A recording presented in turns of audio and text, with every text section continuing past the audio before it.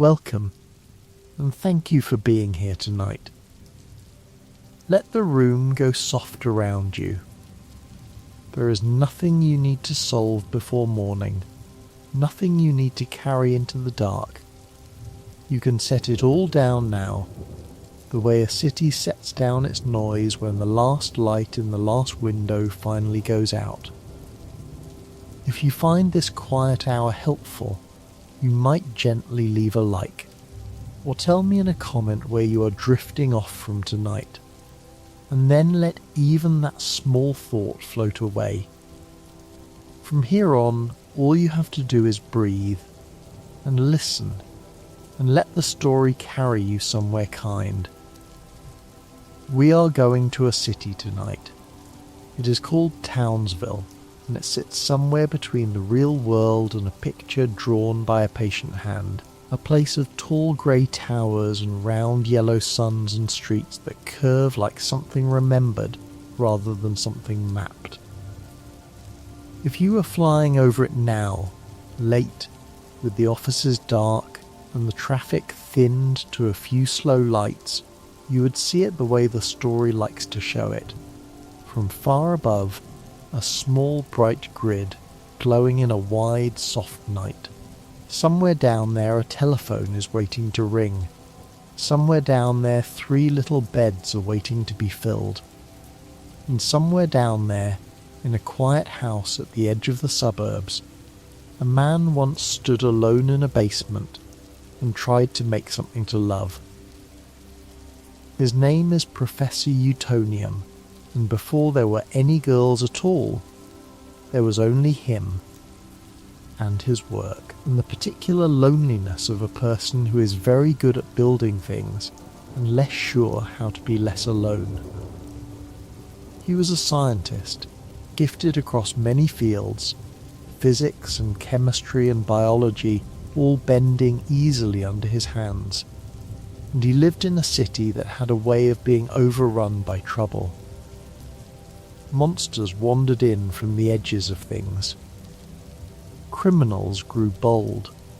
The story tells us in its light and unhurried way that Townsville needed help, and that the professor, in his kind and slightly clumsy heart, decided the help he would offer was a child. Not a weapon. Not a machine.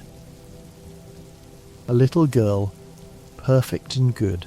Someone who might grow up to make the world around her a little softer than she found it. So he gathered a recipe, and the recipe is one of the most quietly famous things in all of this. He would use sugar and spice and everything nice.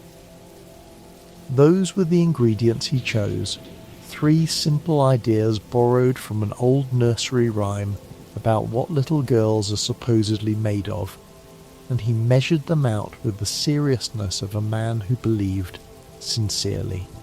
That goodness could be assembled if only you were careful enough. There is something tender about that image. A grown man in a laboratory, stirring sweetness into a bowl because he wanted to bring something gentle into a hard place. He was not trying to make 3 heroes. He was trying to make one ordinary, wonderful girl. The heroes were an accident. The accident had a name, and the name was Chemical X. Chemical X is the strange, dark heart of this whole world, and the story is careful never to explain it too much, which is part of why it stays interesting even now. It is a mysterious substance, kept in a container in the professor's lab, potent and unpredictable. The kind of thing a careful scientist keeps well away from a delicate mixture, and on the day everything changed, it did not stay away. There was someone else in that laboratory, a small restless someone we will come back to again and again tonight, a chimpanzee named Jojo, who served as the professor's assistant, and who had a gift for breaking whatever he touched. In the middle of the careful work, Jojo shoved him. The professor's hand struck the container. The glass broke, and Chemical X poured into the bowl of sugar and spice and everything nice, and the whole thing went up in a bright hard flash that threw him backward and filled the basement with smoke. When the smoke cleared, there were 3 of them. Not one perfect girl, but 3, floating in the settling light, blinking at a father they already seemed to know. He named them almost at once, the way you name something you have been waiting for without realizing it. Blossom, and Bubbles, and Buttercup. 3 girls with enormous round eyes drawn in the spirit of a painter named Margaret Keane, who filled her canvases with children whose gaze was far too large and far too deep for their small faces. They had no visible fingers, no visible toes, just soft rounded hands and soft rounded feet. And yet somehow they could hold things, and count, and point, and press the buttons of the world. The story never quite resolves this. In one moment their hands are simply smooth mittens of colour, and in another they are snapping fingers or playing a careful game of rock, paper, scissors. And the show simply lets both be true, the way dreams let 2 things be true at once. It is a small thing, but it is the kind of small thing that stays with you. A gentle, unanswered question stitched right into the way they are made, and they were made, we should sit with that a moment, because it matters to everything that follows. These 3 were not born the ordinary way. They arrived already able to fly, already impossibly strong, already carrying more power in their tiny frames than the whole city around them, and they arrived at roughly the age of 5, kindergartners with the strength to lift a bus, and the hearts of children who still needed to be tucked in at night. That tension is the true engine of the whole story, and it never really goes away. They are asked to save the world, and they are also asked to be in bed by a reasonable hour. They fight ancient evils in the afternoon and worry about spelling tests in the morning. The show made a small quiet promise out of this, a line it returned to like a lullaby, that they would save the world before bedtime. Not instead of bedtime, before it. Bedtime always came. That is a comforting thing to remember as you lie here now.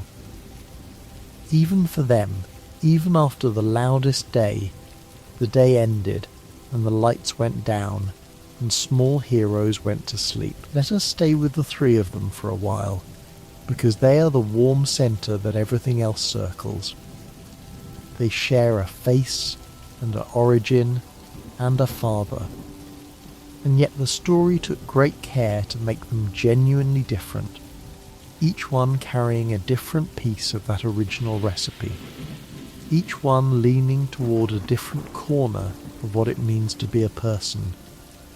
Blossom is the one the story places in the middle, and she wears pink, and a long ribbon of red hair tied back with a bow that has become as recognizable as she is. She is the self-appointed leader, the one who plans, the one who reads the situation and decides what the 3 of them will do. If the others are the extremes, she is the balance between them, holding cleverness and courage in careful proportion.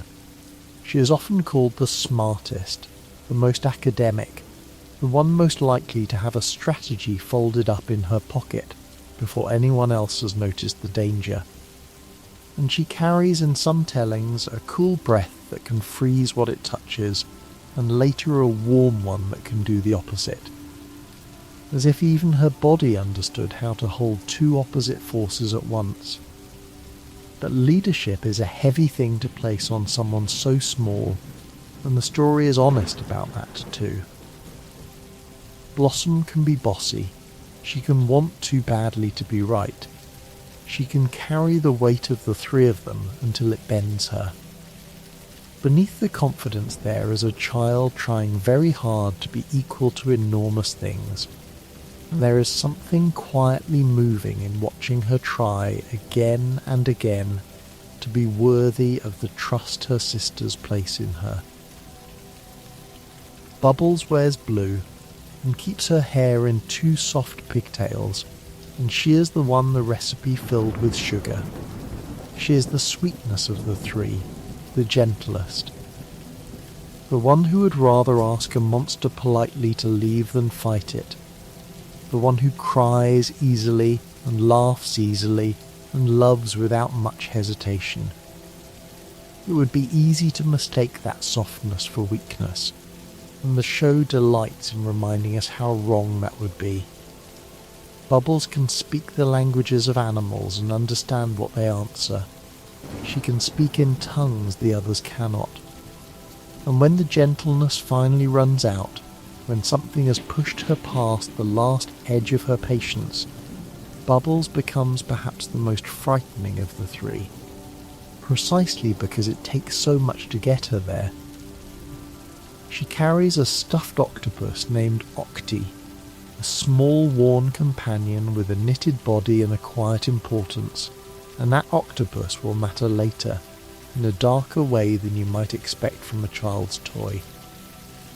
For now, let him just be what he is, a soft thing held close by a soft heart in a hard world. Buttercup wears green and keeps her black hair short, and she is the spice, the fire, the one who does not wait to be asked twice. She is the toughest fighter of the 3, the quickest to throw the first punch, and the slowest to admit she might have been wrong, a hot-tempered tomboy who would rather be doing anything than sitting still. There is a small and funny truth the story lets slip about her, that among all her sisters' remarkable gifts, her own unique and singular talent is that she can curl her tongue, a completely ordinary thing that means nothing at all, and the show knows exactly how funny and how human that is. It is also gently revealed that Buttercup never much liked her own name, and yet, for all her sharp edges, she loves her sisters with a fierceness that is really just the same softness wearing armour. Her toughness is not the absence of tenderness. It is tenderness that has decided to protect itself, and to protect the 2 girls beside her with everything it has. 3 girls then, from one bright accident, sugar and spice and everything nice, and the extra unasked for ingredient that made them more than their father ever intended. He had wanted 1 perfect little girl. Instead he got 3 imperfect, powerful, complicated ones, which is to say he got real children, and the getting of them changed him from a lonely scientist into a father, which may be the truest transformation in the entire story.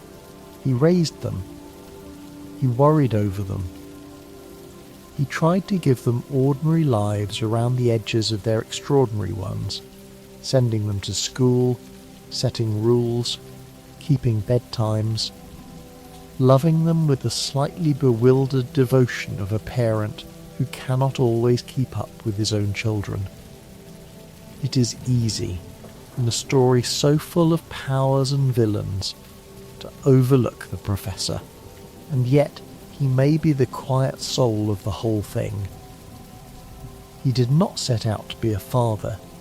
He set out to solve a problem, to build a helper for a hurting city, and instead he found himself, in the space of a single afternoon, wholly and permanently responsible for 3 small lives he had not planned and could barely comprehend. And the remarkable thing, the thing the story returns to whenever it wants to reach past comedy towards something true, is that he simply loves them. Not because they are useful, not because they are powerful, but because they are his. He worries about them. He sets rules he knows they could break in an instant, and trusts them to follow anyway. He teaches them, gently and imperfectly, that being different from the other children does not make them bad, that their strangeness is not a flaw to be hidden, but a gift to be governed. He is not a perfect parent. He is sometimes clueless, sometimes overwhelmed, sometimes slower than his daughters to understand the world they move through, but his love is never in doubt, and in a story where so much pain comes from love withheld, from mojo cast aside and princess left out and bunny made carelessly, the professor's steady, uncomplicated devotion is the warm fixed point everything else is measured against. He wanted something to love. He got 3 of them. And he rose to it every single day. And around that little family, the city of Townsville arranged itself, with all its gentle and ridiculous and frightened people, ready to call on 3 kindergartners whenever the dark came knocking.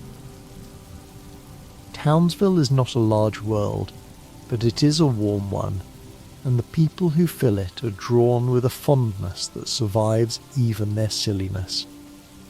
At the top of it, in a manner of speaking, sits the mayor, a very small man with a very large hat and a moustache like a little white cloud, kind-hearted and cowardly, and almost entirely useless in a crisis, which is precisely why the girls exist. He loves his city with a simple childish love, and he loves pickles nearly as much, and one of the softest running jokes of the whole show is that he sometimes summons 3 superpowered children, not to stop a monster, but to open a jar he cannot manage on his own. He is not a wise leader, he is barely a competent one. But he is genuinely fond of Townsville, and genuinely fond of the girls, and there is something reassuring in a world whose person in charge is gentle and foolish rather than cruel and clever. When real danger comes, he does the one useful thing he knows how to do. He picks up a special telephone, a direct red line, and he calls for help, and 3 small heroes come. Standing just behind him, steadying nearly everything he touches, is Ms. Sarah Bellum, his secretary, and one of the quiet mysteries the show never solves for us. She is the real intelligence of that office, the calm, competent mind that keeps the city from falling apart while the mayor fusses over his pickles. And yet the story shows us everything about her except her face. The frame always stops just above her shoulders, or her hair falls just so, or something passes in front of her at the crucial moment, so that in all her years of steady service we almost never see who she is. It became a gentle joke, and then a gentle legend. The secretary whose face the world was never quite allowed to meet, and only once, in the very last breath of the original story, does the show finally relent and let us glimpse it for a single held instant. Tonight you do not need to solve her. Let her stay the way the story kept her, a calm voice and a steady hand just outside the light, keeping the small chaotic city on its feet. There is a teacher too, named Miss Keene, who runs the kindergarten at a place called Pokey Oaks, and who gives the girls the ordinary world they so badly need. In her classroom they are not the last line of defense against evil. They are just 3 children among many, learning letters and sharing crayons and navigating the enormous small politics of being 5. Ms. Keene is patient and warm, and her name is a soft nod to the painter whose wide-eyed children inspired the way the girls look, so that even the classroom carries a little thread of where they came from. And moving in and out of Pokey Oaks there is Mitch, a scruffy troublemaking classmate, and other small ordinary faces, and all of it matters because it is the counterweight to the flying and the fighting. The girls are heroes, yes, but they also have to raise their hands to be excused, and that is a large part of what makes them worth loving. Because the truth the story never lets you forget is that they are children first. They squabble over small things and hold grudges that last an afternoon and make up without quite apologising. They want to be liked. They get their feelings hurt. They play games, and one of those games once nearly destroyed a city. But it was still just a game, still just three little girls discovering the pure joy of chasing each other and not yet knowing their own strength. Even their names came about the ordinary tender way that children's names do, chosen quickly by a flustered new father in a moment of wonder, and not all of them sat easily. Buttercup, the fiercest, is said to have never much liked hers given to her, in one telling, mostly because it began with the same soft letter as her sisters' names, and matched the set. There is something so human in that, a child faintly resenting the name she was handed, a name that does not quite fit the tough thing she feels herself to be. They did not choose to be made, or to be powerful, or even to be called what they are called. All of that was handed to them in a single flash before they could speak. And yet, they took it, all of it, the names and the powers and the endless responsibility, and made lives out of it, and became themselves inside it, the way every child eventually makes a self out of the circumstances they never asked for. They go to school, they come home, they eat dinner and resist bedtime and wake up and do it again. And somewhere in the middle of all that ordinary childhood they also save the world, and the story treats both halves as equally real. That balance is the quiet miracle of it. A lesser tale would have let the heroism swallow the childhood whole, would have turned them into small soldiers with nothing left of the nursery in them. This one refused. It kept them 5 years old. It kept them silly and tender and easily delighted and easily wounded, and it insisted that the same girls who could level a monster also needed naps and lunchboxes and someone to tuck them in. Hold on to that as you rest. The strongest beings in their whole world still needed to be put gently to bed. So do you. It is not a weakness. It is just what living things require, even the mighty ones, even the ones who saved the day. Over all of it drifts a voice you never see, the narrator who introduces each day and closes it, who tells us what is happening with the warm theatrical relish of a man who adores this city and these children and cannot quite believe his luck at getting to describe them. He is not a character exactly, and yet he is one of the most present figures of all.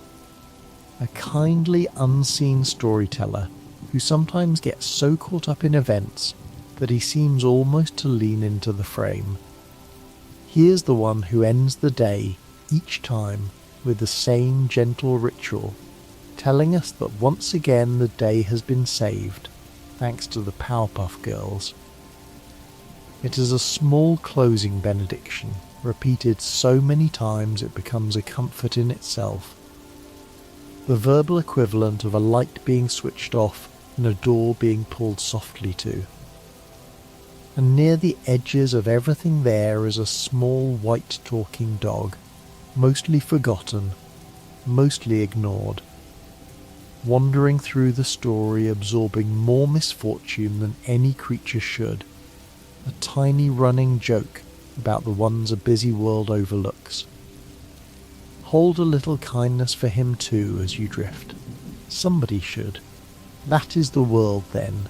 A foolish gentle mayor, a calm unseen secretary, a warm teacher, an unseen narrator, a forgotten dog, a city of frightened grateful people, and at the centre of it a scientist father and his 3 impossible daughters. Into that world evil comes in many shapes, and the shapes are what the rest of this long quiet night is made of.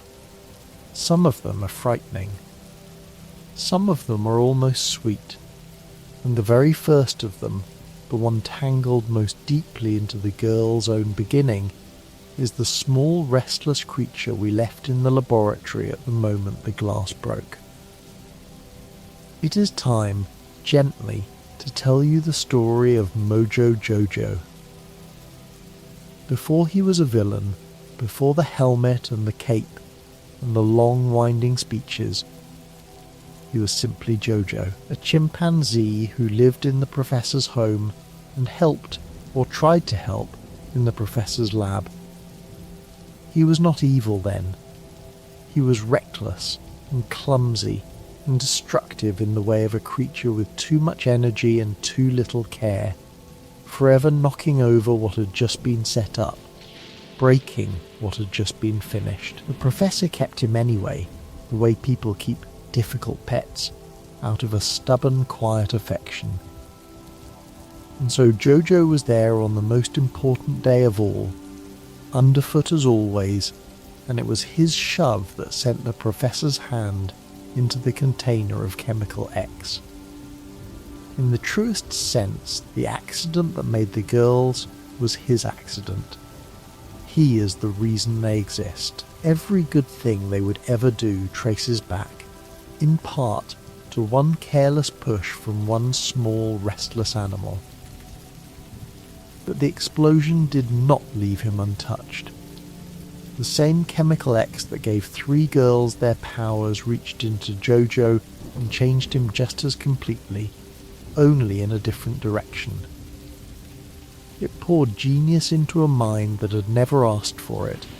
His brain swelled with sudden terrible intelligence, growing so large that it pressed up and out beyond his skull, which is why ever after he wears that tall domed helmet, not as decoration, but as a kind of shelter for a mind that no longer fits inside him. His skin turned green, his eyes took on a strange pink cast. In a single flash he went from a simple animal to something that could think in vast circles, and think and never stop thinking, and it is worth pausing on how lonely a fate that is. He did not ask to be made clever. He was standing in the wrong place at the wrong moment, and the world reached in and rearranged him forever. And here is the part that turns his story from a villain's origin into something sadder and more human. When the smoke cleared and the professor saw the 3 floating girls, he loved them instantly and completely. All of his attention, all of his warmth, all of his suddenly full heart poured toward the daughters he had accidentally made, and Jojo, standing just outside that circle of new love, watched it happen. He had been there first. He had, in his clumsy way, been the professor's companion, and now he was forgotten in an instant, invisible beside the miracle he himself had caused. The story lets us feel the ache of that even as it moves quickly past it, a creature made suddenly, painfully intelligent.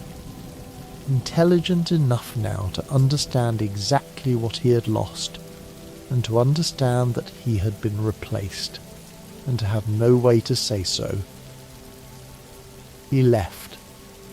He carried his enormous new mind out into a world that had no place for him, and somewhere in that exile the hurt curdled into something harder, and Jojo became Mojo Jojo. The name itself tells you something about what he became. Mojo Jojo, doubled and rhyming, a name a wounded mind might build for itself out of the old simple name it used to have, keeping the JoJo and wrapping something new around it.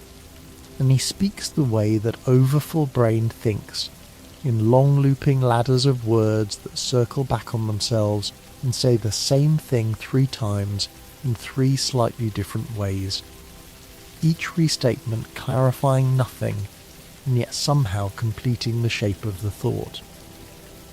He will announce that he is clear, that he is concise, that he is direct and to the point, in the middle of a sentence that is none of those things, and the joke is warm rather than cruel, because underneath the endless talk you can hear a lonely creature who was given language and no one to truly speak it with. That verbose, winding speech was inspired, of all things, by an old children's dictionary the show's creator remembered from his own childhood, a book that explained words by using them in the most roundabout possible way, and Mojo carries that roundaboutness like a wound and a crown at once. He built himself a lair, famously, at the very top of a volcano that rises improbably in the middle of Townsville, an observatory of a home perched above the city that rejected him, from which he can look down on the small bright world and plan its undoing. And plan he does endlessly of all the villains the girls will ever face. Mojo is the most persistent, the most inventive, and in a strange way the most honest, because his hatred is not really about power or money or chaos. It is about them. It is about the 3 girls who took the love he thought was his, and the father he cannot stop circling back toward, and the accident that made all of them what they are, tangled together forever. He is their oldest enemy and, in a sense, the story quietly acknowledges, their second maker, the one whose careless hand set the whole thing in motion.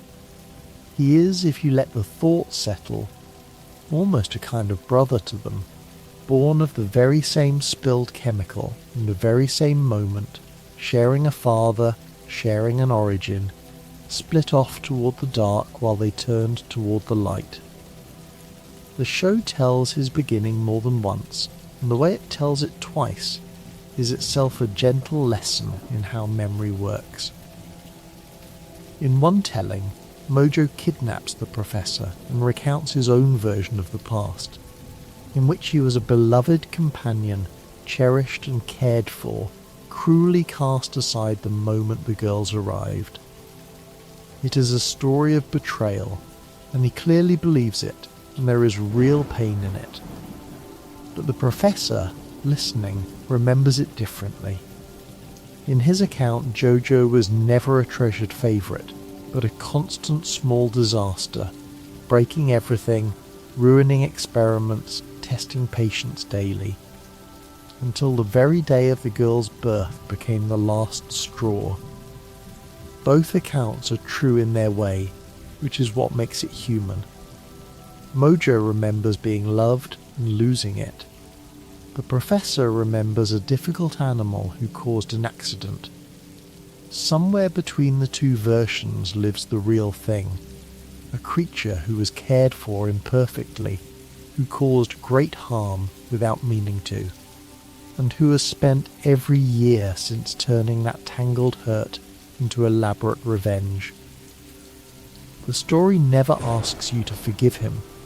It only asks you to see him clearly, and seeing him clearly is its own kind of mercy. There is one attempt of his that captures the whole tangle better than any other, a scheme that folds his hatred back on itself so perfectly it becomes almost unbearable to think about. Once, Mojo found a way to travel back through time, and he used it to go to the moment before everything, to a day when the professor was still young and the girls did not yet exist, meaning to end them before they could ever be. He would simply remove their maker, and with him the accident, and with the accident the 3 girls who had taken everything from him. It is the purest expression of his grief, the wish not merely to defeat them but to unmake them, to reach back and delete the day that ruined his life, and it carries, built right into it, a flaw he seems unable to see. If he erased the girl's beginning, he would erase his own. The same accident made all of them. To unmake them is to unmake himself, to reach back and delete the very moment that gave him his mind and his name and his whole long circling existence. He cannot destroy them without destroying himself, because they are, at the root, the same event, the same flash, the same spilled chemical seen from 2 sides, and the girls of course stop him, saving the young professor and, without quite meaning to, saving Mojo too, preserving the enemy who came to erase them, because erasing him was the only way to erase themselves. There may be no image in the whole story that says more about him than that. A creature so consumed by what he lost that he would undo his own existence to be rid of it, prevented only by the very children he hates, who cannot let even him be unmade. He does not always lose either, which the show is careful to allow. Most of the time the girls stop him, of course, but there are days, scattered through the years, when Mojo actually wins, when his plan holds together and the 3 of them are outmatched, and those episodes carry a strange weight precisely because they are rare. He is not a joke villain, or not only a joke villain. He is genuinely dangerous, genuinely brilliant, and unlike almost anyone else who opposes the girls, he takes them seriously. He studies them. He watches recordings of their battles looking for a weakness, a habit, a flaw in how they move together, and he adjusts. He never underestimates 3 little girls, which is exactly why he remains, across the whole long story, their greatest and most enduring foe. And yet for all that, he is beaten again and again, and he rises again and again, and the rising is almost the point. He cannot stop. The hurt will not let him. He is caught in a loop as endless as one of his own sentences, planning and failing and planning again, circling the family he lost, never quite able to destroy it, never quite able to leave. If you want to understand him fully, though, you have to go back to the beginning of everything, to the story the show saved for its one trip to the cinema, the longer, quieter telling of how all of this actually began.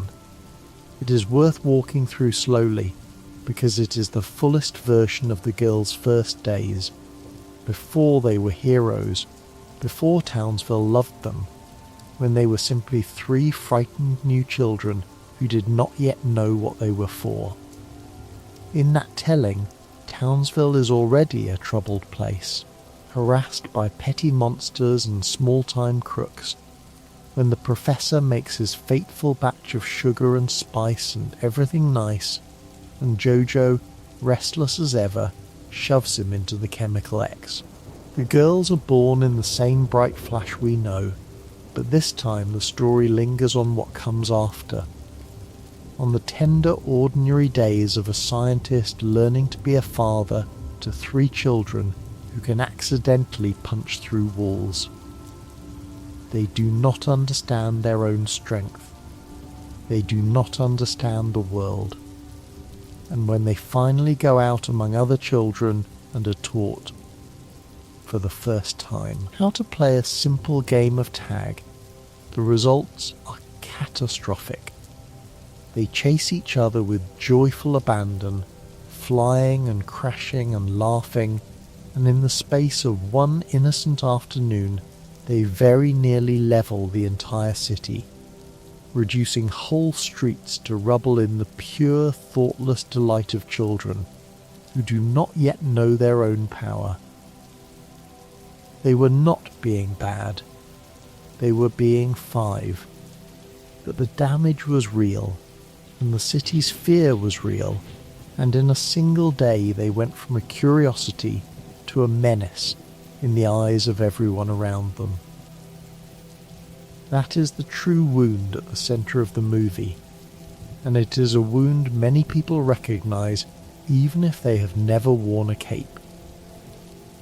The girls are hated for something they cannot help, feared for the very thing that makes them extraordinary, cast out for being different in a way they did not choose.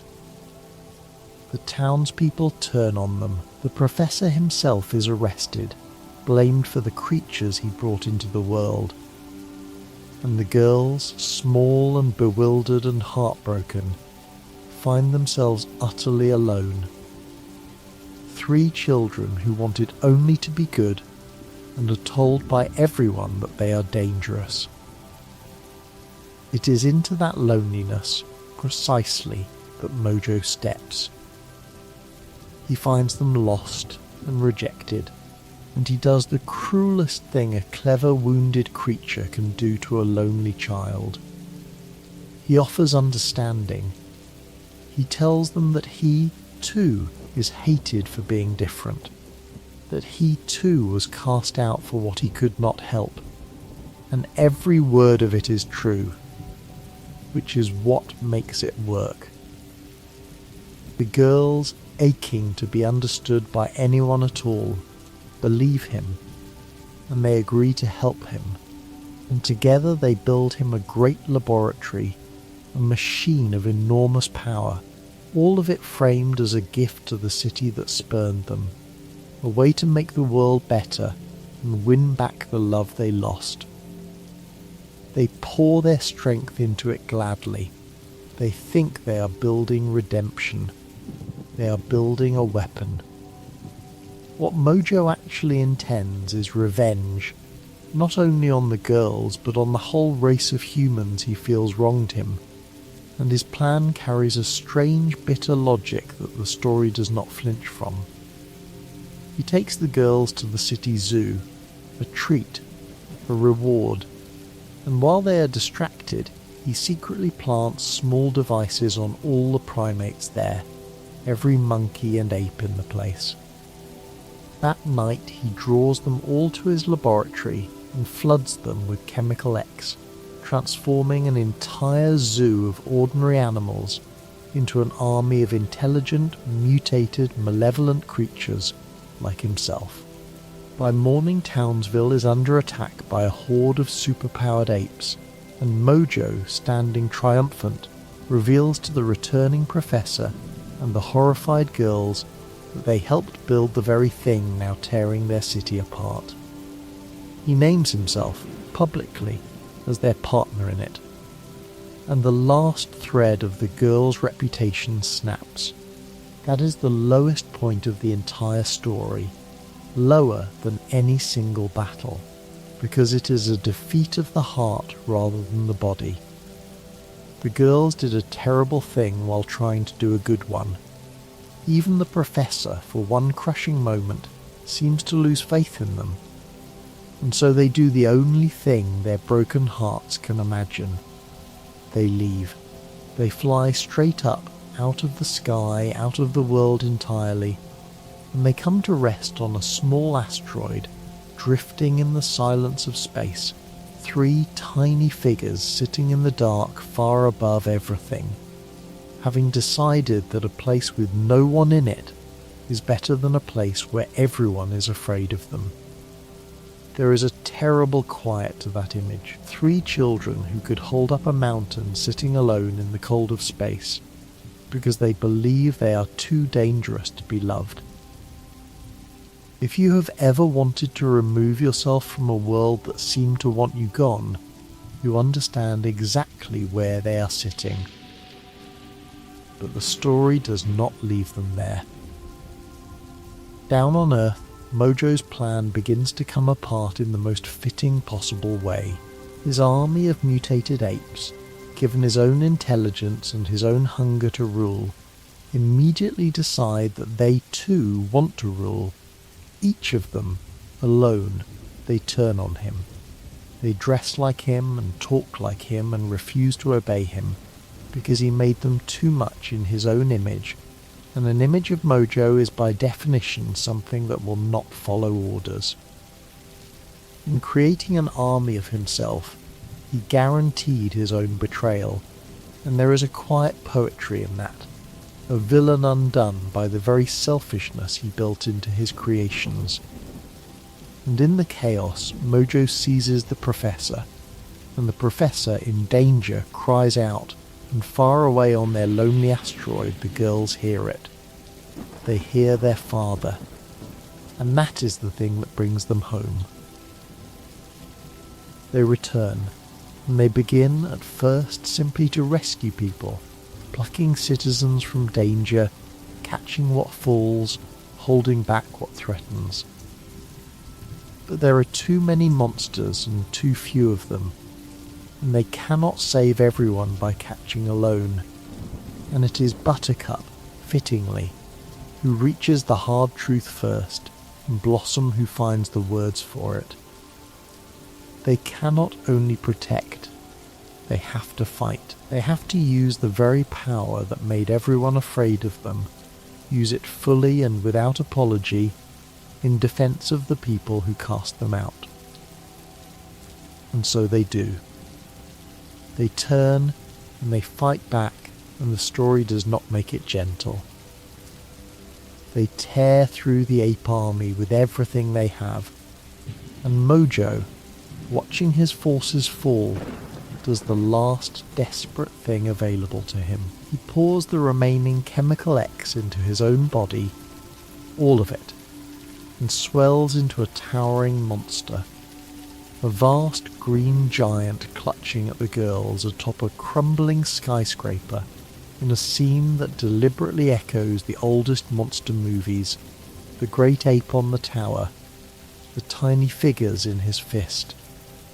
He offers them, even then, one last alliance. Join me, he says in effect, against the world that hated us both. And they refuse.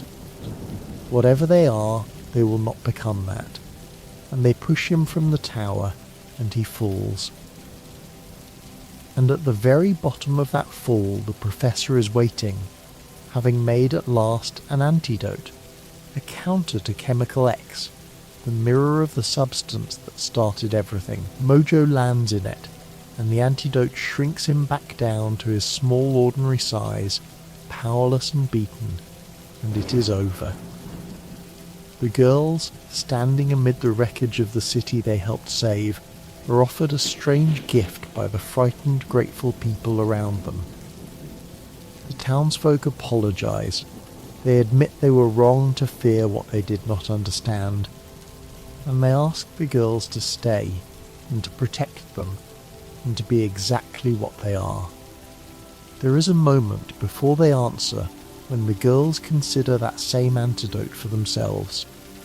They could take it. They could give up their powers, become ordinary, be accepted as normal children at last, set down the enormous burden of being what they are. It is a real temptation, and the story honours it, because the wish to simply be normal, to be loved without being feared, is one of the deepest wishes there is. But they choose otherwise.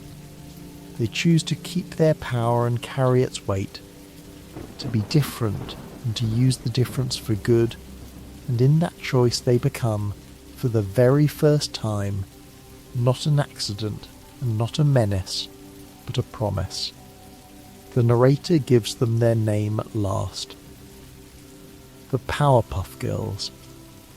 And the ordinary story of their days, the one we started with, the one with the telephone and the bedtimes, begins from there. That is where they truly come from then, not just from a bowl of chemicals, but from rejection and exile. and the decision to protect a world that had not yet earned it. Everything that follows, every villain and every rescue and every quiet school day, rests on that first hard lesson, learned in space and in fire, that power is not a gift you are congratulated for, but a responsibility you carry whether or not anyone thanks you. The girls learned it before they were even properly named. It never left them. If Mojo is the enemy the girls understand best, there is another they were never quite meant to understand at all, and he is the one the story keeps deepest in shadow. He has no proper name. He is called only him, spoken with a strange emphasis, as if the word itself were dangerous to say too plainly, and the refusal to name him is the first and most lasting thing about him. Where Mojo is a wounded creature with a history you can trace, him is something older and stranger, less a person than a presence, described in the gentlest terms the show can manage as the embodiment of evil itself. He is drawn as a slender red figure with a crab-like claw where a hand should be, dressed almost daintily, and he moves with a soft theatrical grace that is far more unsettling than any snarl. He is, the story quietly suggests, a devil, though it never says the word outright, and that unsaid quality is exactly the point. Some fears are worse for being unnamed. His voice is the heart of the dread. It echoes as though he were speaking from the bottom of a cave, and it shifts without warning, sliding from a high, sweet, almost gentle lilt into a low growling roar and back again, sometimes within a single sentence, so that you never know which him you are speaking to, and neither, it seems, does he. That instability is his signature. He can be playful, coy, almost tender, and then the temperature drops, and something vast and hateful looks out through the same soft face. Of all the villains the show ever made, he was its creator's own favourite, and you can feel the extra care poured into him, the way he is allowed to be genuinely frightening in a world that is mostly gentle. He is the show reminding you that beneath all the colour and comedy, it knew how to reach into an older kind of fear. And his power is not the brute strength of a giant ape, but something subtler and far harder to fight. Him feeds on negative emotion. He grows stronger the more fear and anger and despair there is around him, which means that the very act of fighting him, the fury it stirs, the terror it provokes, can make him mightier. There is a glimpse the show once offered of a possible future in which he had grown so strong on the world's accumulated misery that even the girl's fiercest, most rage-filled blows could not touch him, and it is one of the quietly most disturbing images in the whole story, evil grown fat on the emotions meant to defeat it. He can bend reality when he chooses, move the very earth with a gesture, undo and remake things at will, and yet his favourite weapon is not force at all. It is manipulation. He prefers to work from the inside, to turn people against themselves, to whisper a family apart rather than smash it. His very first appearance shows exactly that. He does not arrive with an army. He reaches, instead, into something small and beloved, taking hold of Bubble's stuffed octopus, the little knitted companion named Octi she has carried since the beginning, and he uses it to try to turn the three sisters against one another. That is him at his purest. Not a monster at the gates, but a wrongness inside the most trusted thing in the room, a beloved toy toy gone quietly cold, a voice using love as its way in.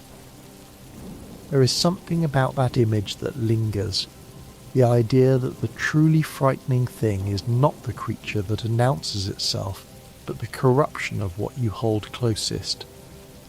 And the show understood that a child's deepest fear is not the dark outside the window, but the possibility that something safe has turned. The girls defeat him, of course, as they always find a way to. But him is never really defeated, only sent back into the shadow he came from, waiting, patient, always able to return, because you cannot truly destroy a thing that is made of the worst part of everyone. Between the wounded brilliance of Mojo and the ancient wrongness of him. The story arranges the rest of its villains along a long, strange spectrum, and one of the most memorable points on it is a set of boys who are the girls turned inside out. They are called the Rowdy Rough Boys, and Mojo made them, deliberately this time, as weapons against his enemies. If the girls were built from sugar and spice and everything nice, the boys were built from the old rhyme's other half, from snips and snails and the tails of puppy dogs, the things that little boys are supposedly made of, and Mojo mixed that into something far less wholesome, using foul water drawn from a prison toilet as his own dark version of Chemical X. They came out as 3 boys mirroring the 3 girls. Brick in red against Blossom, Boomer in blue against Bubbles, Butch in green against Buttercup, each one carrying his counterpart's powers twisted toward cruelty, loud and crude and mean where the girls are bright and kind.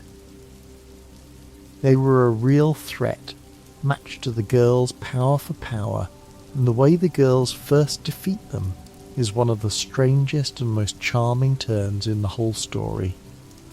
The boys, for all their strength, are still boys, and they are undone not by force, but by the one thing their crude little hearts cannot withstand. The girls kiss them, a kiss on the cheek, the most innocent gesture imaginable, and the Rowdy Rough Boys, overwhelmed by cooties, by the sheer unbearable ickiness of being kissed by a girl, simply explode. It is a joke, and a delightful one, but it is also a small true thing about the difference between the 2 trios. The girls could meet cruelty with something other than cruelty, and win. The boys had no defense against tenderness. It undid them completely. But they did not stay gone, because him would not let them. Where Mojo built them out of spite and lost them, him brought them back, resurrecting the boys and improving them, giving them new strength and, crucially, closing the one weakness that had destroyed them, making them immune this time to the girls' kisses, immune to affection as a weapon. That is a very him thing to do, to take someone else's failed creation and perfect its capacity for harm, to look at 3 boys undone by tenderness and decide the solution was to make them untouchable by it. Their second coming was harder to end, and the girls had to find another way, but the deeper point sits quietly underneath.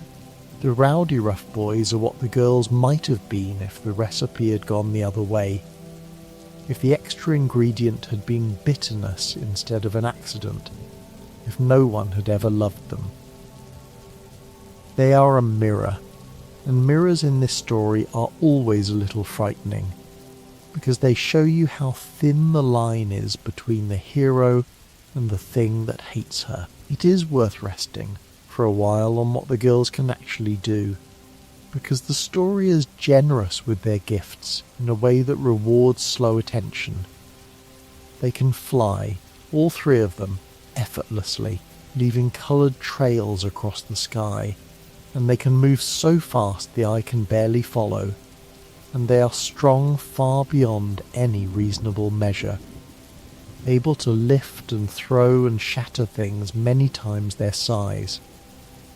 They are nearly invulnerable, shrugging off blows that would end anyone else, walking out of explosions and collapsing buildings with hardly a scratch. They can fire heat from their eyes, sharp beams that cut and burn. They can breathe in space and speak there too, as we saw on that lonely asteroid, as if the ordinary rules of air simply do not apply to them. And around that shared foundation, each sister carries something a little more her own. Blossom's breath can turn cold enough to freeze what it touches, and warm enough at other times to do the opposite. Ice and fire held in the same small body. Bubbles can speak with animals and understand their answers, and slips easily between human languages as well, a gift of connection rather than force, fitting for the gentlest of them. And Buttercup, mightiest in a brawl, has for her one signature party trick only the ability to curl her tongue, which the story offers with a completely straight face, a tiny deflating joke about how the toughest fighter's unique talent is the most ordinary thing in the world. Those powers are tested over and over by a city that seems to attract catastrophe the way a porch light attracts moths. Townsville is forever under threat, and one of the most reliable shapes that threat takes is the giant monster, the towering creature that rises from the sea or lumbers in from beyond the hills to stomp through the streets, roaring, enormous, straight out of the oldest and dearest monster films. It happens so often that the city has almost made peace with it, a running rhythm of the world, the alarm and the panic and the three small streaks of colour rising to meet the giant and bring it down. There is something comforting in that repetition, in a danger that comes as reliably as weather and is met as reliably as sunrise. The monsters are frightening, but they are also, in a strange way, part of the furniture of Townsville, a recurring trouble that the girls have long since learned to handle, and the city has long since learned to trust them to handle. And every time, at the end, the same small ritual closes the day. The unseen narrator gathers up whatever just happened, however strange or frightening it was, and folds it into his warm, familiar closing, telling us that once again, the day has been saved, and thanking the girls by name. It is the heartbeat of the whole show, that ending, repeated so many times across so many years that it stopped being a line and became a kind of promise, a spoken lullaby that told every watching child the same reassuring thing. Whatever happened today, it is over now, and it ended well, and the ones who protect you are still here. You could count on it the way you count on a light being left on in the hall.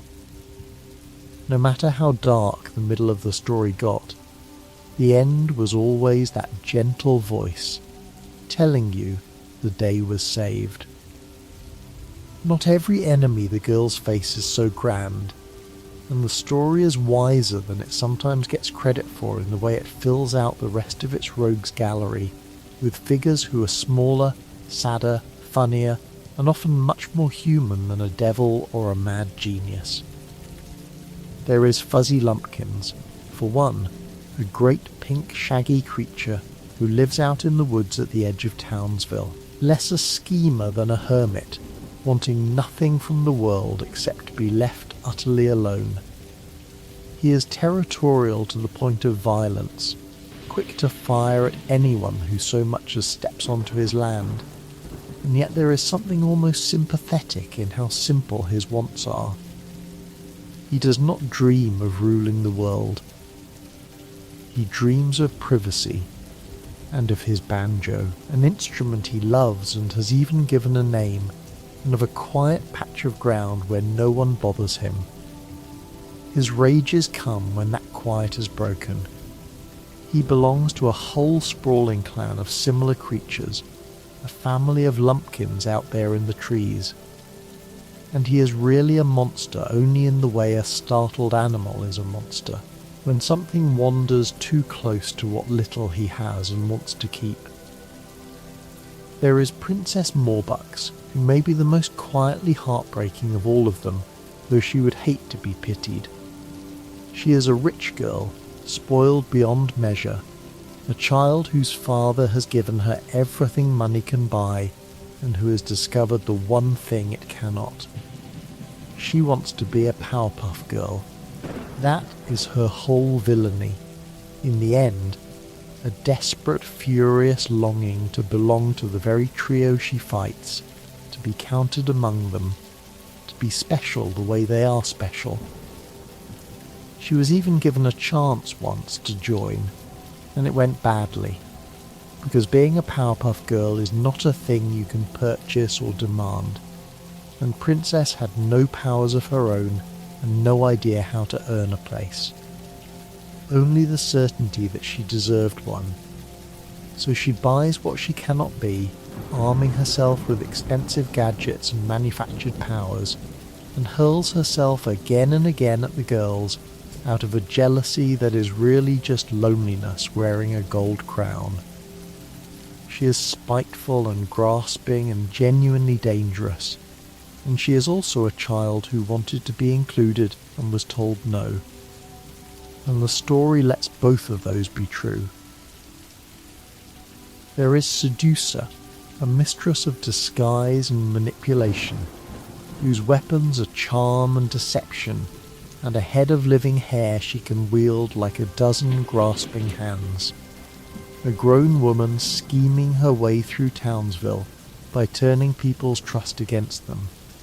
A very different kind of danger in a world mostly threatened by monsters and machines. Where Mojo attacks with armies and him with dread, Seducer attacks with a disguise, slipping into a life, winning affection, becoming someone she is not until the trap is sprung. It is a quieter menace, and a more grown-up one, the danger of the person who is not what they seem, and it takes a different kind of vigilance to meet it. The girls, for all their strength, have to learn to see through her rather than simply overpower her, and there is a lesson folded into that too, that not every threat announces itself with a roar, that some of the things you must guard against arrive wearing a friendly face. But even she in the end is undone the same way all of them are, by overreaching, by the greed that will not stop, by wanting a little more than the disguise could safely hold. There is the Gangrene Gang, a pack of green-skinned teenage delinquents who haunt the poorer edges of the city, led by a lean, sly one called Ace, and rounded out by a strange assortment of the grimy and the odd, small-time troublemakers, who feel less like supervillains than like the neighbourhood kids everyone's parents warned them about.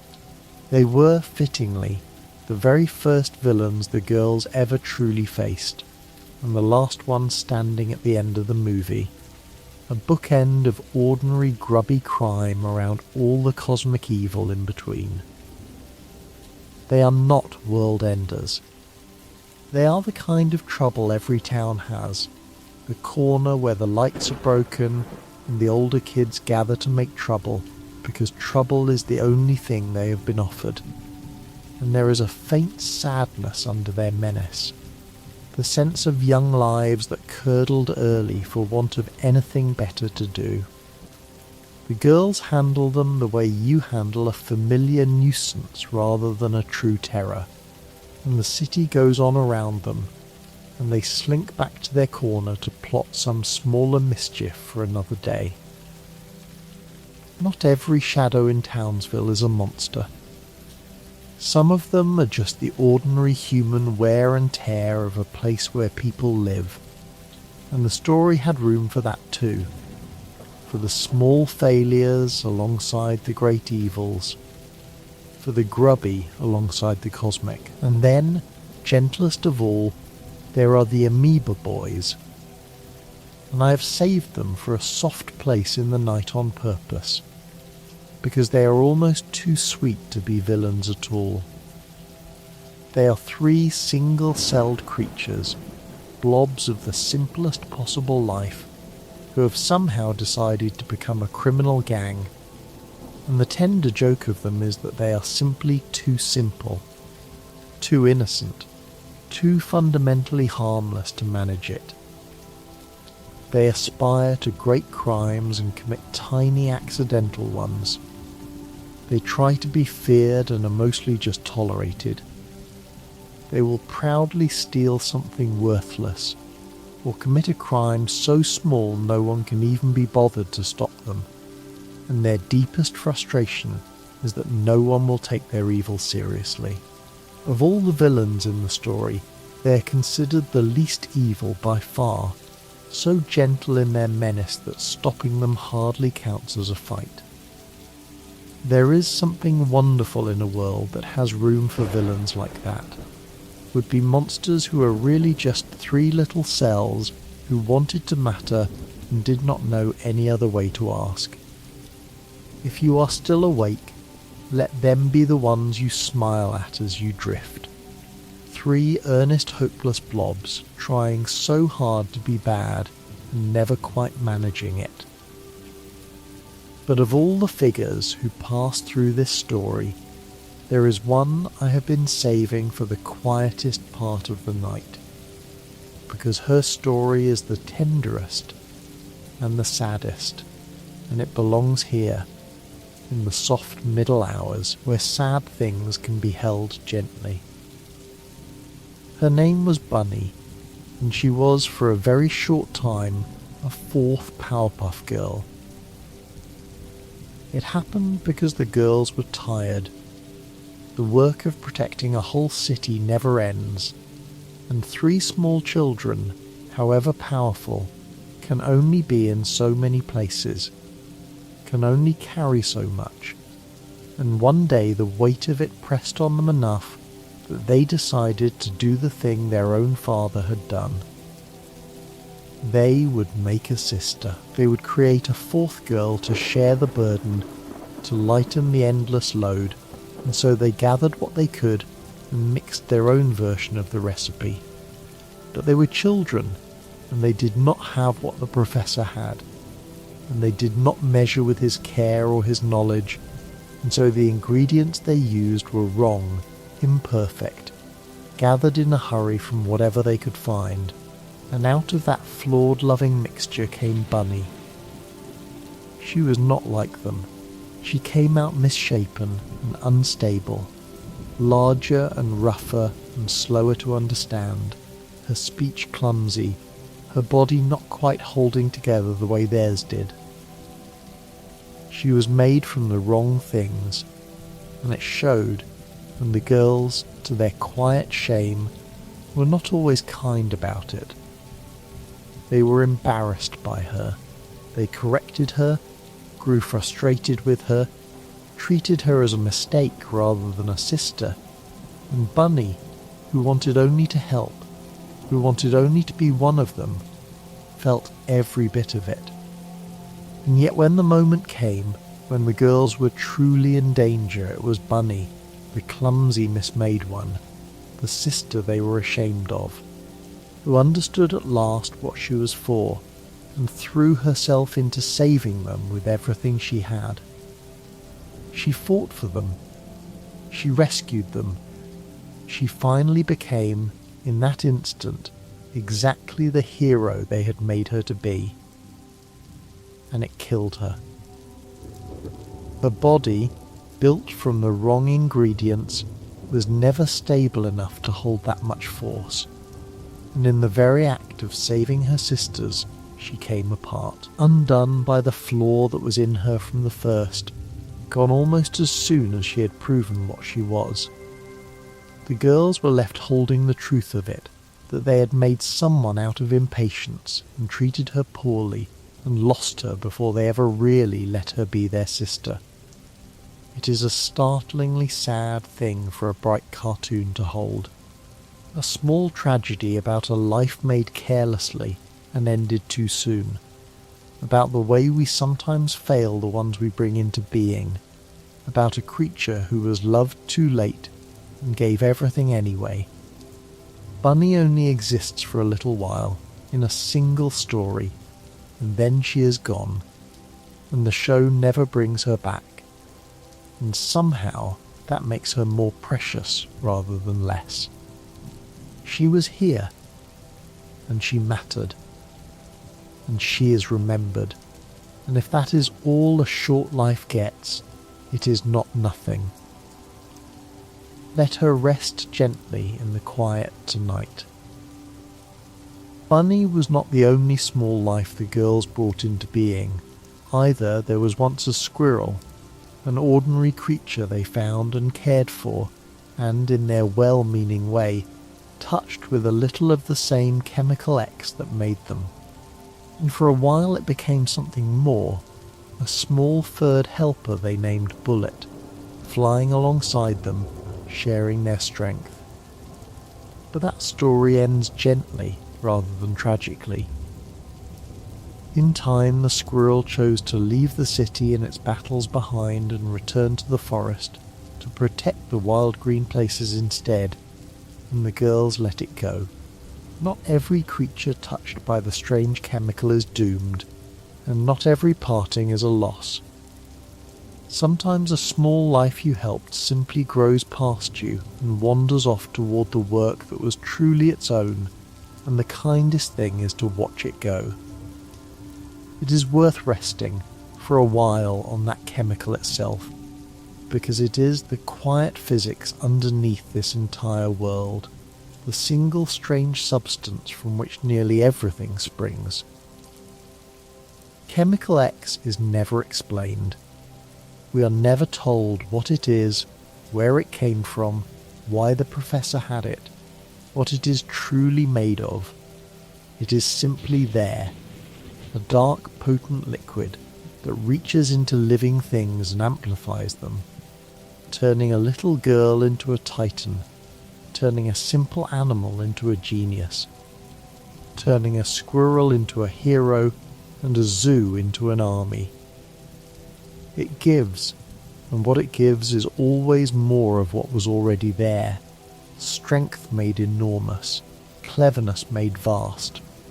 Whatever seed a creature carries grown suddenly to full and dangerous flower. It is not good or evil in itself, it is only power poured indiscriminately, and everything that matters depends on the heart it lands in. In the girls it became protection. In Mojo, it became revenge. The chemical did not choose, the creatures did. And for every force there is its mirror, so the story gave Chemical X a quiet opposite, an antidote, the substance that undoes it. Antidote X reverses the gift, drains the power away, returns the extraordinary to the ordinary, and it appears at the most important moments as a kind of mercy and a kind of temptation both. It is what finally shrinks the giant Mojo back to something small enough to be beaten. It is what the girls hold in their hands and consider using on themselves, the door back to being normal, the offer of a life without the weight. That such a thing exists at all is its own gentle comfort. It means the power is not a prison. It means always that they stay who they are by choosing to, every single day, that they could set it down and do not. And there is a quiet dignity and a strength that is carried on purpose rather than simply endured. The antidote is the reminder that the girls are heroes not because they cannot be anything else, but because, offered the chance to be less, they said no. All of this circles a single idea that the story returns to again and again, so gently you might not notice it is teaching you anything at all. It is the idea that power and responsibility are the same weight seen from two sides. That to be able to do great things is to be obligated to do them carefully. But the question is never only what you can do, but what you owe. The girls learn it in Fire, in the movie, when their carelessness levels a city and their courage saves it. They learn it again every time a small enemy turns out to deserve pity. Every time a great enemy turns out to have once been someone's companion. Every time the line between hero and villain proves to be nothing but a difference in what was poured into an open heart. It is a heavy lesson, wrapped in bright colours and quick jokes, and the wrapping is exactly why it goes down so easily. You laugh at the monkey and the blobs and the exploding boys, and somewhere underneath, without meaning to, you learn that being able to hurt the world means you are responsible for not doing it, and that the ones who hurt it are often just the ones no one taught to carry their own strength gently. The story gathered all its threads together at the very end around a single glittering object, and it is a fitting place to let the loud part of the night win toward its close. There is in this world a key to the world, an actual key, passed from city to city across the years, and whoever holds it is said to hold the right to rule the whole earth. When the key comes to Townsville, it comes to the mayor for safekeeping, which is of course a disaster waiting to happen, because the mayor cannot safely keep track of a jar of pickles. And the moment the key arrives, every villain the girls have ever faced breaks free and races for it. All of them at once. The whole long parade of enemies converging in a mad scramble for the one prize that would make their oldest dream come true. Mojo is there, and Fuzzy, and Princess, and Seducer, and the Gangrene Gang, and the sweet hopeless amoeba boys, and even him, every villain and every grudge, all chasing the same golden thing. And the joke, the lovely deflating joke at the heart of the whole chase, is that the girls realize the key was never really hidden at all. The mayor, being the mayor, most likely just left it sitting in a drawer in his office the entire time, forgotten, while the whole rogues gallery tore the city apart looking for it.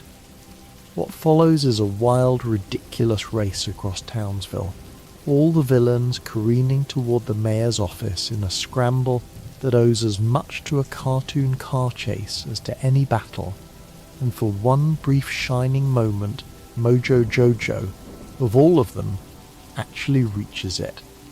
He actually gets the key.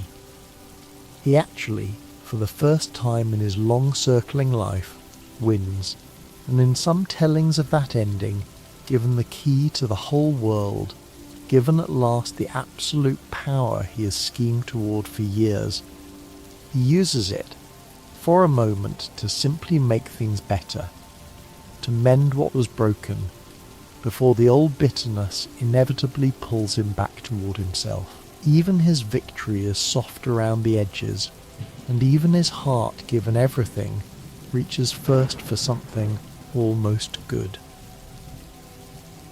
That final story was made to mark 10 years of the girls, a celebration more than a conclusion, and it holds itself lightly, aware that it is a kind of party rather than a solemn ending, and the show itself winks that it need not quite fit with everything else. It is less a true final chapter than a warm gathering of everyone the story ever loved, villains and heroes and the foolish mayor and the unseen narrator all together one last time, chasing a key that ultimately no one is allowed to keep. And it is here, in this last gathering, that the show finally granted its oldest small mystery, letting us see for a single-held instant the face of Miss Bellum, the calm, unseen woman who kept the whole city standing all those years. After so long just outside the frame, she is allowed, at the very end, to be fully seen. There is something quietly perfect about saving that reveal for the last, as if the story were saying that everything hidden is shown eventually, that the patient and overlooked ones are remembered in the end, that even the face just outside the light gets its moment before the lamp goes dark. It is a strange and pleasant thing to remember as the night deepens that this whole world began as three little figures drawn on a scrap of paper. Long before Townsville, before the movie, before any of it, there was a young art student who sketched three girls and gave them, at first, a much rougher and rowdier name. A name too blunt to ever say on a children's channel. He made a small strange film about them while he was still learning his craft. A rough and gleeful little short that played only at festivals, and slowly as it found its way toward a home, the blunt name softened into the one we know, and the Whoopass girls, as they were first and cheekily called, became the Powerpuff girls. There were early test versions, small pilot cartoons, one built around a battle with fuzzy lumpkins, and another around ordinary crime, each one a little closer to the thing it would become. And there was a moment when someone suggested the girls should not even have their names, that they should just be called by their colours, pink and blue and green, because they were hard to tell apart, and thank goodness that idea did not survive, because Blossom and Bubbles and Buttercup are so much more than three colours, and always were. Their creator built them carefully, even in that early roughness, thinking hard about how to balance each of them between cuteness and toughness, placing Blossom in the middle and letting Bubbles lean towards softness and Buttercup towards strength, writing out long lists of questions and answering them in each girl's voice until they became real enough to carry a story. He conceived their oldest enemy just as deliberately, delighting in the odd specific image of a green-faced evil genius being thoroughly defeated by three tiny kindergartners, and building outward from that single funny picture. Even the way the show looks, those enormous eyes, those round, simple bodies with no fingers to speak of, came from real choices, from a love of a particular painter's wide-eyed children, and a wish for the girls to feel symbolic rather than realistic, to stand for all little girls rather than resemble any one. Knowing that a whole beloved world grew from a doodle and a student film is its own small comfort. It means the large things start small. It means something sketched idly in a quiet hour can become a place that millions of people carry with them, a place gentle enough to fall asleep inside. And because the world grew so large, it grew other versions of itself, the way beloved stories always do, told again in new places by new hands. And it is worth passing softly over these two, holding them as the variations they are, rather than as contradictions. Far across the ocean, the girls were reimagined in an entirely new style, transformed into a different kind of story with a different shape. Girls who lived ordinary lives until a strange light gave them their powers, fighting in a world that borrowed the names and faces we know and rearranged nearly everything else. In that Telling Mojo is not a lab assistant at all, but a zoo monkey touched by a strange ray, carrying the same old grudge against a world that mocked him. And the familiar figures wear new clothes and new histories. It is not the same story. It was never meant to be. It is a reflection in a different mirror, and reflections are allowed to differ from the thing they reflect. Years later, the girls were told again in their own country, brought back with brighter edges for a new generation of children, and that telling reached back into the past to imagine something the original never mentioned. An earlier girl, a first attempt made before the three we know. In this version, the story imagines that long before Blossom and Bubbles and Buttercup, the professor had already tried once to make a perfect child, using a different chemical, and had succeeded, and had made a girl named Bliss, older than the others, who could not control the enormous power inside her, and who, after an accident, went away and hid herself from the world for years before returning. It is a tender idea, an older lost sister who came before, and it belongs to that particular retelling rather than to the original story. A possibility offered by one set of storytellers rather than a fact carved into the whole. You can hold it as a lovely what-if, a road the story might have walked, without needing it to overwrite the beginning you already know. Stories that are loved enough get told many ways, and the many ways do not cancel each other. They just add more rooms to the same house, and you are free to sleep in whichever one feels warmest.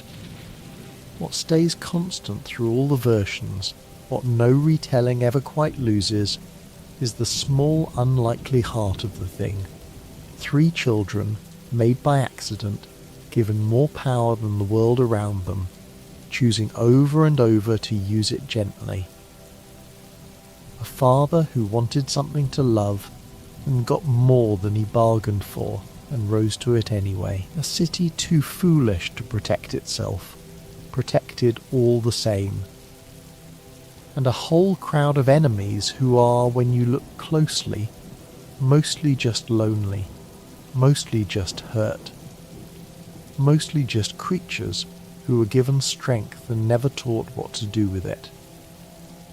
That is the true shape underneath all the colour and noise, and it is a surprisingly kind shape, and it is a good one to carry down towards sleep. There were times too when the villains grew tired of being defeated one by one and decided to try their luck together, and one of the fondest of these was the time 4 of them formed a band.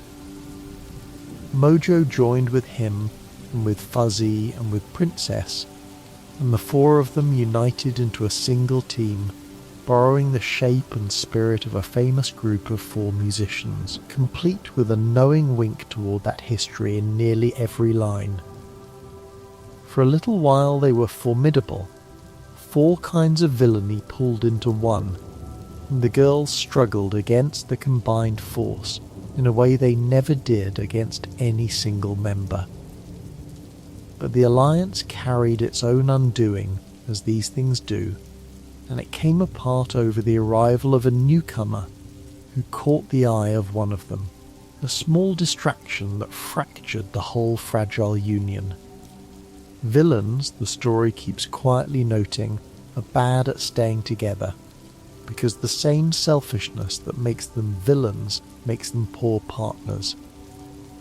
The girls win, in the long run, partly because they can do the one thing their enemies cannot. They can share, they can trust, they can put the 3 of them ahead of any one of them. Their enemies, gathered into a band or an army or a partnership, always end up turning on each other, because that is what selfishness does when you put it in a room with itself. It is remarkable, looking back over all of it, how much darkness the story was willing to hold inside all that brightness. On its surface it is a candy-coloured comedy about kindergartners, quick and funny and warm, full of silly names and sillier monsters, and a mayor who cannot open a jar.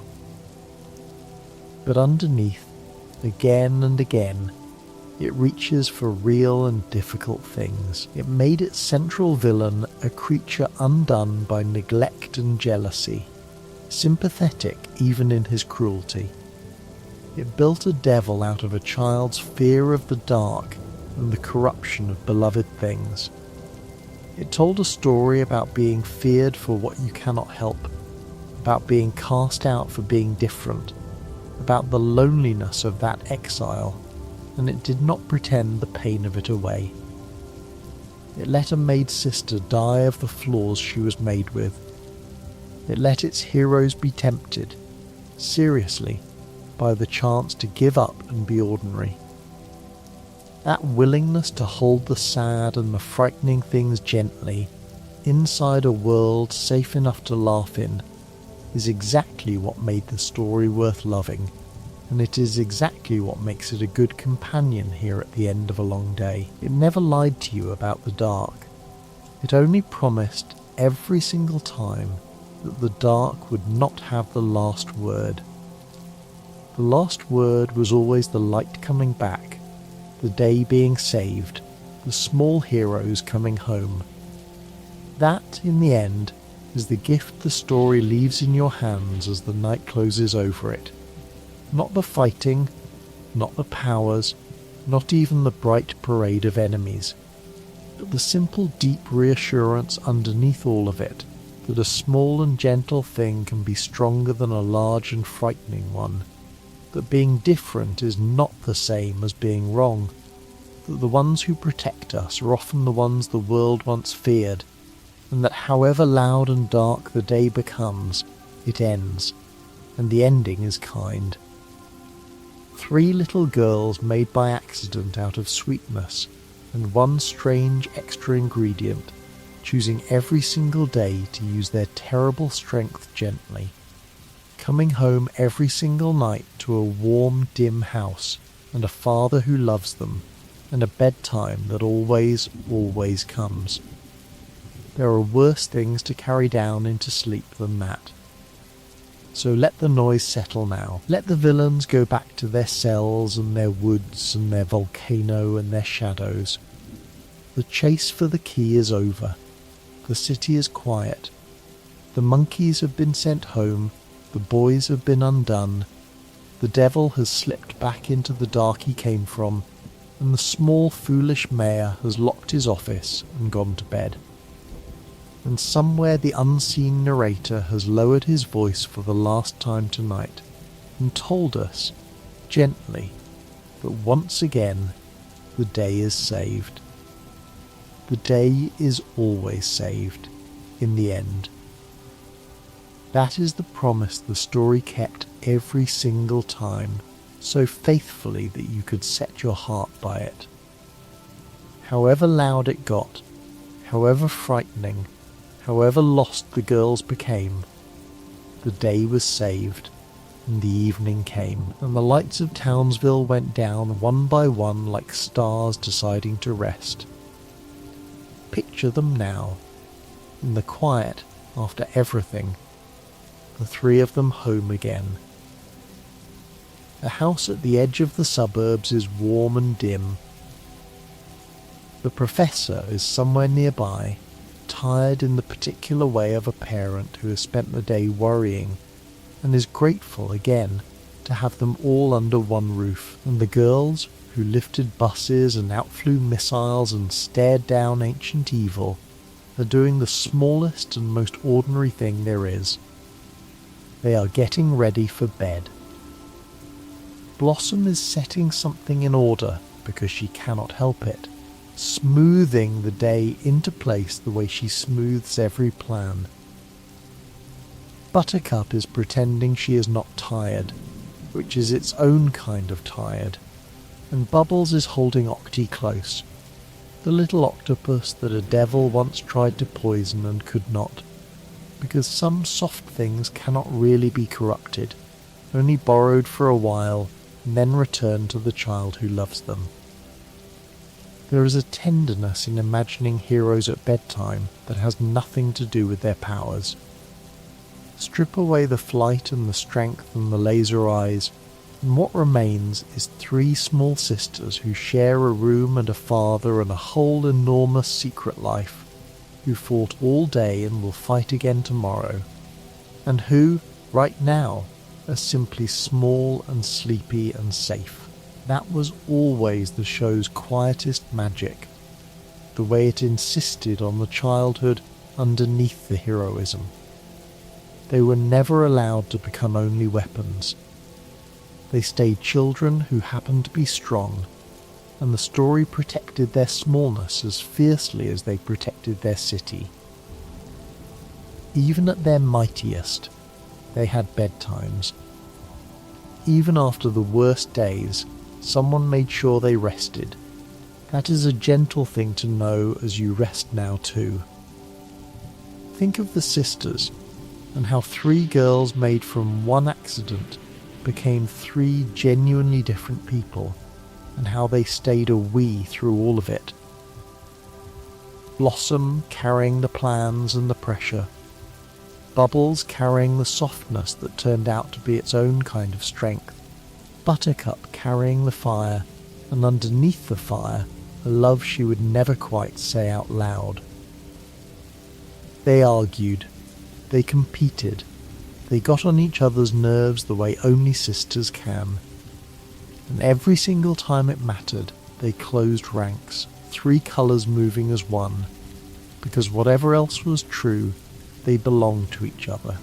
They were made together, in the same flash, from the same bowl, and that togetherness was never really breakable, however hard the story tested it.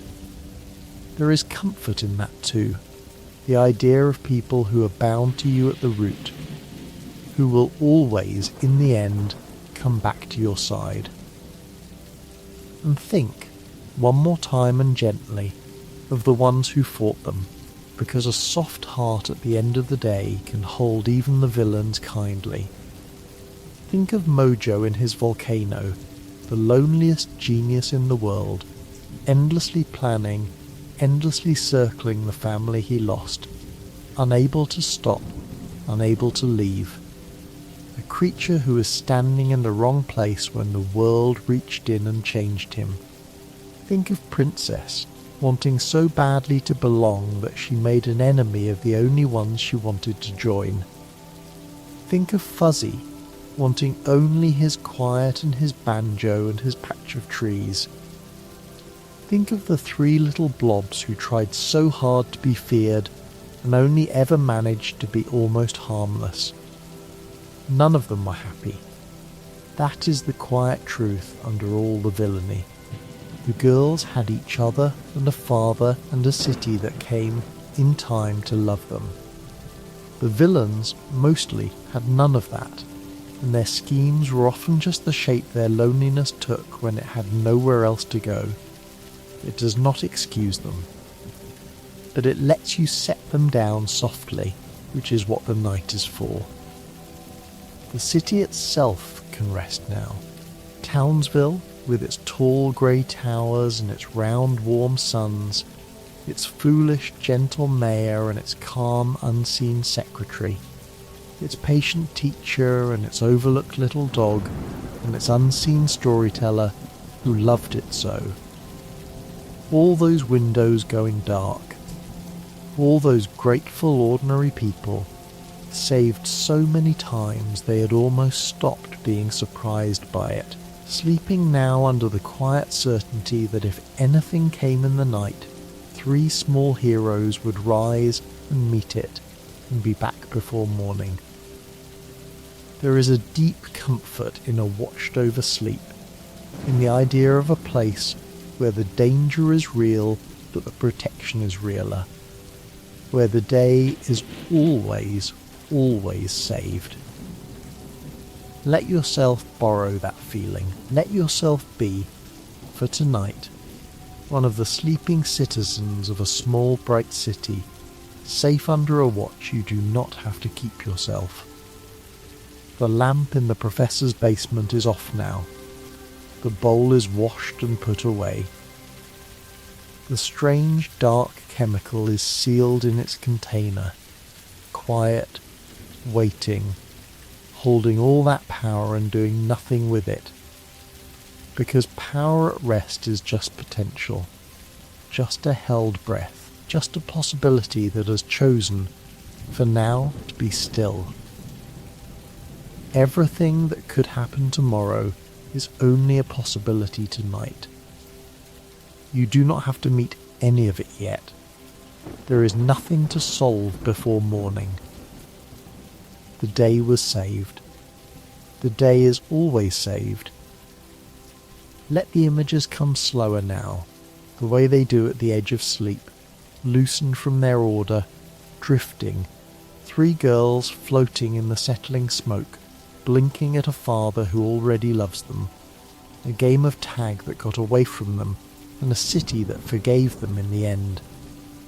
A monkey on a volcano who was once just a small creature underfoot. A stuffed octopus held close, safe again, the wrongness gone out of it. A key no one was allowed to keep. A face finally shown after all those years just outside the light. Sugar and spice and everything nice, and the one extra ingredient that made everything, poured by accident into a quiet basement on an ordinary afternoon that turned out to be the beginning of everything. 3 colours, drifting apart and coming back together. Pink and blue and green. A leader, a gentle one, a fierce one. A plan, a kindness, a fire. They rise, they fight, they save the day, they come home, they rest. They always come home, they always rest. However far they flew, however loud it got, they came home, and they rested, and the lights went down, and the city slept, and the day was saved. You are allowed to rest now, the way they rest. You are allowed to set down whatever you are carrying, the way the whole small city sets down its noise when the last window goes dark. There is nothing left to do tonight.